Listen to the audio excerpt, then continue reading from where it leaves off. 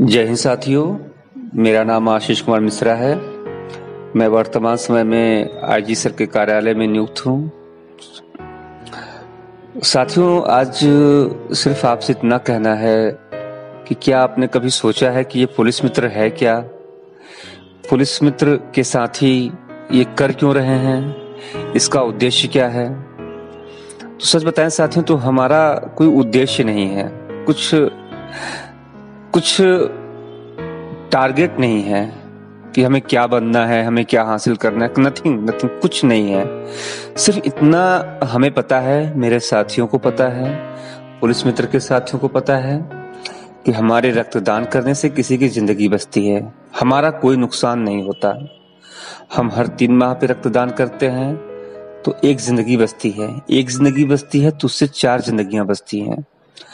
आपकी जिंदगी खतरे में है और आपको हमने रक्त उपलब्ध करा दिया तो आपकी जिंदगी तो बच ही गई, साथ ही में आपके माता पिता, भाई बहन सभी जो आपसे जुड़े हुए हैं, क्योंकि आपके न रहने पे स्थिति क्या होगी आप सभी अवगत हैं। तो हमारा सिर्फ इतना कहने का आशय है कि पुलिस मित्र की शुरुआत 2.5 वर्ष पहले हुई थी और जब हमने शुरुआत की थी तो ये मन में नहीं था कि इतना बड़ा कारवां मेरे साथ हो जाएगा, इतने साथी मेरे साथ आ जाएंगे। वो कहा गया है ना कि आप जिस रास्ते पे चलेंगे उस रास्ते पे कई साथी आपके पीछे लग जाएंगे।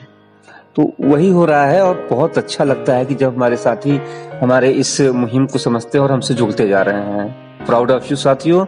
और कभी भी किसी को रक्त की आवश्यकता पड़ती है तो हमें निश्चिंत हो कि हमारे साथियों को याद कर सकता है। हम कोशिश करेंगे कि हम उनको रक्त उपलब्ध करा दें। और एक चीज और ये कहना है कि अगर जिसके परिवार में रक्त देने वाले हैं, सपोज करिए अगर आपके पिताजी का एक्सीडेंट हो गया और उनको रक्त की आवश्यकता है और पिताजी के 4 बेटे हैं, तो और आप मुझसे 1 यूनिट रक्त की मांग करते हैं, तो हम तो रक्त आपको देंगे ही, क्योंकि हमने ये शुरू ही किया है। लेकिन हमें उस समय शर्म आएगी कि आप 4 भाइयों, आप 4 बेटों का होने का क्या फायदा? आपके पिताजी आज जिंदगी और मौत की कगार पे खड़े हैं और आप उनको रक्त नहीं दे रहे हैं। आप कमजोर हो जाएंगे। आप तमाम प्रकार के बहाने बताते हैं कि मैं नहीं दे पाऊंगा रक्त, आप मुझे याद करते हैं। तो साथियों, वहां पे मुझे और मेरे साथियों को बहुत कष्ट होता है यार, जब आप अपने पिताजी के नहीं हुए तो आप हमारे कहां से होंगे? आप क्या करेंगे जिंदगी में आगे चल के? तो उनके लिए हम माफी चाहते हैं, उनके लिए हम करते हैं, लेकिन हमें शर्म आती है आप लोगों के ऊपर। तो निवेदन है कि आप अपने परिवार के लिए खुद खड़े होइए, खुद उनका साथ दीजिए और जहां पे हमारी आवश्यकता हो फिर वहां पे हमें याद करिए, ताकि हमें भी लगे कि हमारा किया हुआ रक्त, हमारा रक्तदान सही जगह गया है। साथियों, आपने क्या कभी सोचा है कि यदि नदी बीच में ही बहना छोड़ दे तो क्या होगा? शायद उसका पानी ठहर जाएगा और वह कुछ दिनों में ही सूखकर नष्ट हो जाएगी। साथियों, यही हमारी लाइफ में होता है। यदि सफल होने के लिए आप कोई लक्ष्य तय करते हैं तो उस लक्ष्य तक पहुंचने की पहली शर्त यह है कि आपको लगातार अपने लक्ष्य की ओर बढ़ते रहना है, कहीं रुकना नहीं है। अगर कहीं रुक गए तो ही आपकी असफलता है। नदी लगातार बहती है, अपनी मंजिल प्राप्त करती है। समय हमेशा चलता रहता है, इसलिए दुनिया का हर इंसान समय का गुलाम है। हवा हमेशा बहती रहती है साथियों, कभी कम रफ्तार से तो कभी तेजी से, लेकिन रुकती कभी नहीं है, आपने देखा होगा। इसलिए दुनिया के किसी भी जीव का जीवन हवा के बिना संभव नहीं है। संपूर्ण ब्रह्मांड, जिसमें अरबों गैलेक्सियां हैं, खरबों तारे हैं और अनगिनत ग्रह हैं, सभी चलते रहते हैं, कभी नहीं रुकते हैं। प्रकृति का नियम है साथियों, जो रुक गया उसका असफल होना या नष्ट होना तय है। इसलिए आप सभी से गुजारिश है कि अगर आपके अंदर कोई भी लक्ष्य है, कोई भी कुछ नया करना चाहते हैं, तो प्लीज लक्ष्य तक पहुंचने के लिए लगातार चलते रहना ही पहली शर्त है।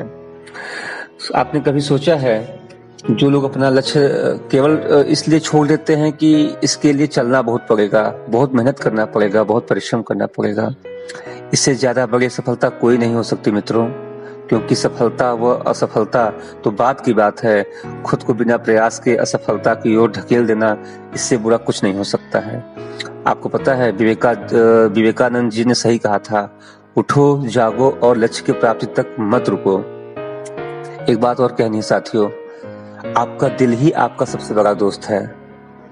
वह आपके लिए, केवल आपके लिए ही हमेशा धड़कता है, ताकि आप अपनी मंजिल प्राप्त कर सकें। आपके शरीर के खून की एक बूंद हमेशा चलती रहती है, कभी नहीं रुकती।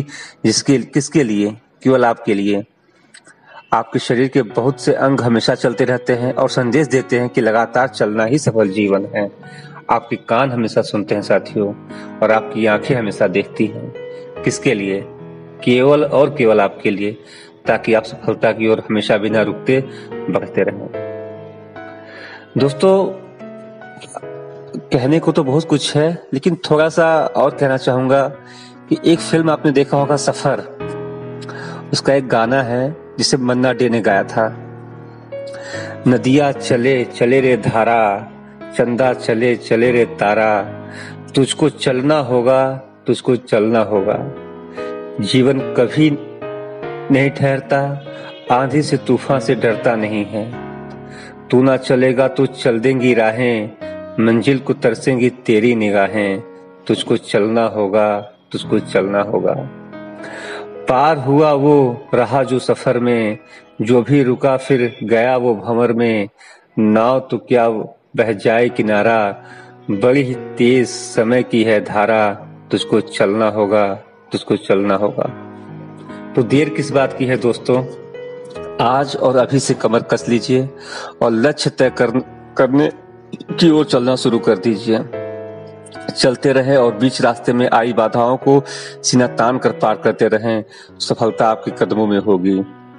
वो चाहे पढ़ने वाला स्टूडेंट हो, चाहे सामाजिक कार्यकर्ता हो, या कोई एक ऐसा इंसान जो कुछ अच्छा करना चाहता हो, जो कुछ नया करना चाहता हो। बाधाएं आएंगी, ये तय है।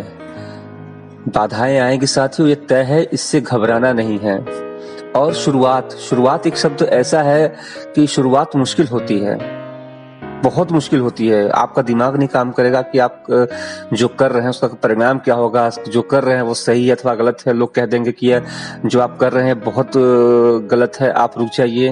आपका परिवार बाधित हो सकता है, आपके मित्र यार साथ छोड़ सकते हैं, आप आर्थिक कमजोरी आपको आ सकती है।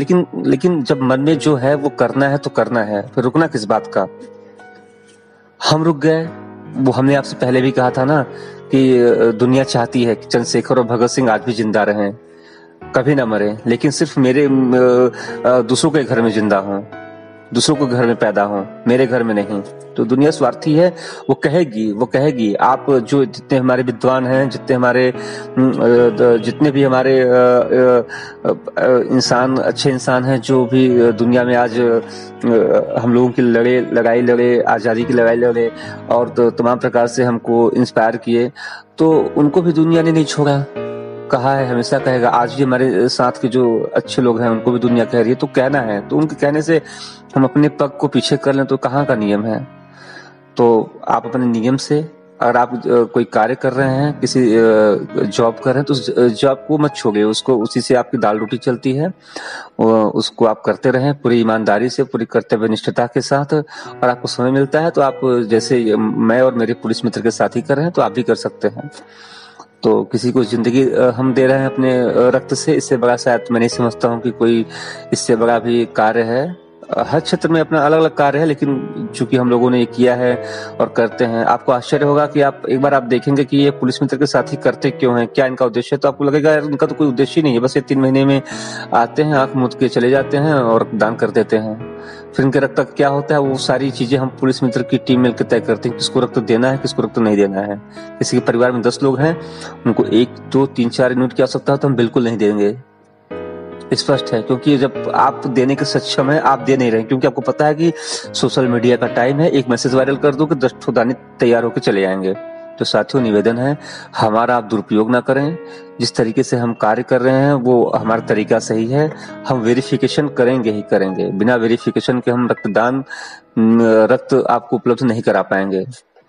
और ठीक है, हमारे लायक कभी और कोई इस तरीके से कुछ लगेगा आपको कि नहीं यहाँ पे मदद करने की स्थिति है, तो आप निसंकोच बताइएगा, आपकी मदद की जाएगी। ठीक है, जय हिंद साथियों।